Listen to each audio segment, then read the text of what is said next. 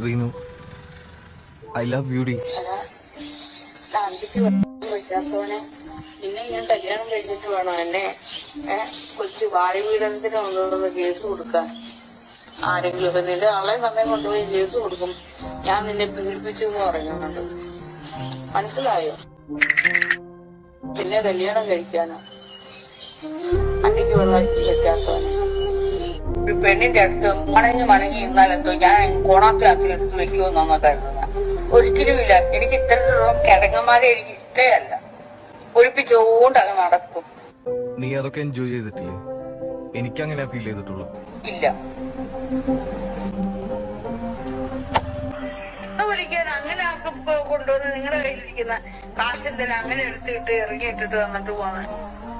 നിനക്ക് മറ്റേ ഡയലോഗും കൂടി പറയായിരുന്നില്ല ഒരു ഭംഗിക്ക്?